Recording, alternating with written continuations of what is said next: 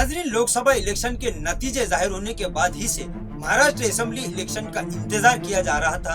तमामी सियासी पार्टियों की जानिब से गुज़िश्ता 4 महीनों से इलेक्शन की तैयारियों का वैसे तो आगाज हो चुका था, लेकिन महाराष्ट्र में कौन सी तारीख को इलेक्शन होंगे इस पर सस्पेंस बना हुआ था और इस तरह के ख्यास लगाए जा रहे थे। इस तरह के बयानात मुख्तलिफ सियासी पार्टियों और उनके नेताओं की जानिब से दिए जा रहे थे कि दशहरे के बाद किसी भी वक्त महाराष्ट्र असेंबली इलेक्शन का ऐलान हो जाएगा।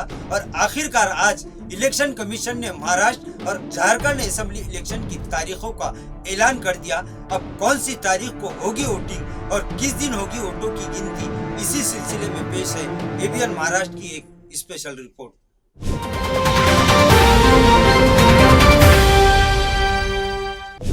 नाज़रीन, महाराष्ट्र के 14 करोड़ आवाम का इंतजार आज खत्म हो चुका है। आज इलेक्शन कमीशन ने महाराष्ट्र और झारखंड में असेंबली इलेक्शन की तारीख का ऐलान कर दिया, जिसके मुताबिक महाराष्ट्र की 288 असेंबली सीटों के लिए आइंदा 20 नवंबर को महाराष्ट्र में वोटिंग होगी और 23 नवंबर को वोटों की गिनती की जाएगी। इसी तरह झारखंड में इस मर्तबा इलेक्शन कमीशन ने 2 मरहलों में राय दही का प्रोग्राम जाहिर किया है, जिसके मुताबिक पहला मरहला 13 नवंबर को और दूसरा मरहला 20 नवंबर को होगा, जबकि वोटों की गिनती महाराष्ट्र और झारखंड की दोनों ही एक ही तारीख यानी 23 नवंबर को की जाएगी। नाज़रीन, लोकसभा इलेक्शन के बाद ही से इस तरह के ख्यास लगाए जा रहे थे कि अक्टूबर या नवंबर में महाराष्ट्र और झारखंड में असेंबली इलेक्शन हो सकते हैं, लेकिन इस मामले को लेकर सबकी निगाहें इलेक्शन कमीशन पर टिकी हुई थी और सभी पार्टियों की जानिब से इलेक्शन कमीशन से यह अपील भी की गई थी कि वो त्योहारों को मद्देनजर रखकर ही इंतखाबात की तारीखों का ऐलान करे। जिसके बाद ये ख्यास लगाए जा रहे थे और ये कहा गया था कि दशहरे के बाद किसी भी वक्त महाराष्ट्र और झारखंड असेंबली इलेक्शन का ऐलान हो जाएगा। और ठीक उसी तरह आज दोपहर 3:30 बजे इलेक्शन कमीशन ने महाराष्ट्र और झारखंड असेंबली इलेक्शन की तारीखों का ऐलान कर दिया, जिसके बाद महाराष्ट्र की 288 सीटों पर सियासी हलचल यानी सियासी दंगल शुरू हो चुका है।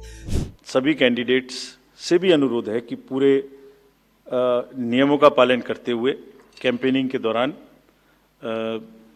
निर्भय होकर कैंपेनिंग करें। लेवल प्लेइंग फील्ड एस्टेब्लिश करना हमारा काम है, लेकिन उसको वायलेट ना हो, उसमें कोई एक्सेसेस ना हो, ये उनका भी काम है। Now I come to the schedule for Maharashtra.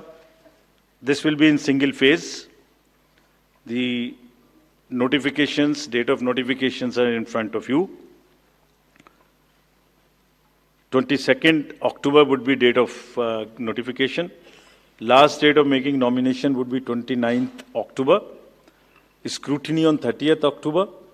And last date for withdrawal 4th, and date of poll in Maharashtra would be 20th 11.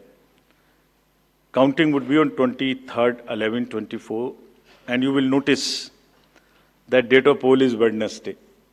This is deliberately, which lot of scheduling, whatever goes into scheduling.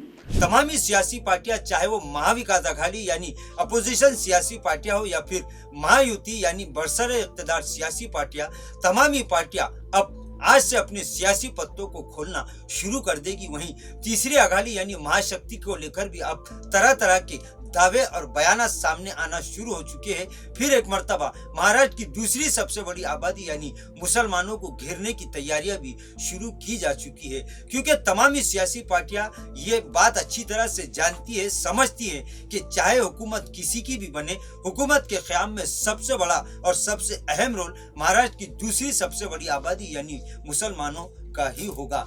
जिस तरह हरियाणा के नतीजों के बाद खुद कांग्रेस भी हैरान हो गई कि ये 5 ही उम्मीदवारों ने शानदार कामयाबी हासिल की, जिसे देखकर अब महाविकास आघाड़ी की हवा टाइट हो चुकी है।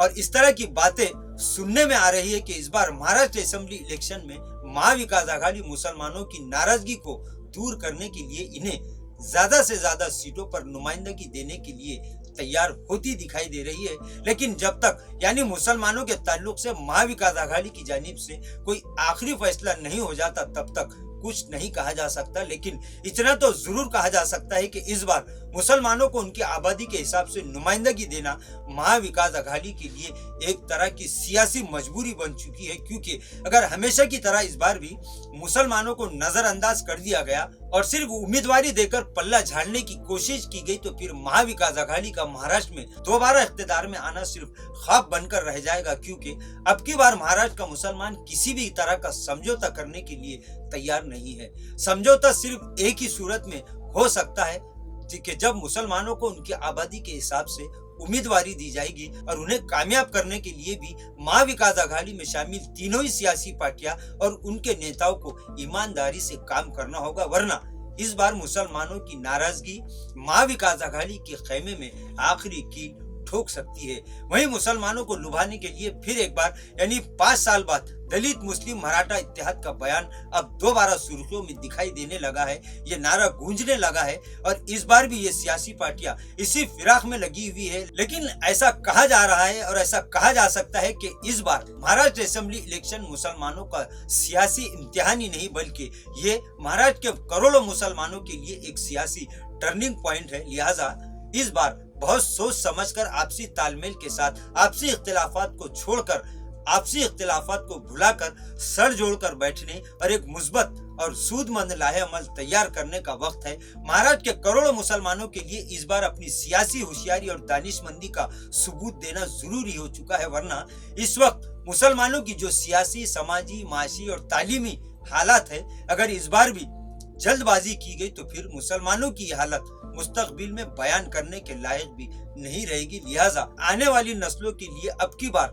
ऐसा फैसला करना होगा कि फिर आइंदा 5 सालों तक तमामी सियासी दीनी मिली और तंजीमों के जिम्मेदारान के साथ साथ सेकुलर सियासी पार्टियों के मुस्लिम नेताओं को दोबारा शर्मिंदगी का सामना ना करना पड़े, वरना यूं समझ लीजिए कि आइंदा 5 साल के लिए मुसलमानों का सियासी बेड़ा एक तरह से गर्क हो जाएगा। नाज़रीन, आज के लिए बस इतना ही, फिर मुलाकात होगी कुछ नए वीडियो के साथ।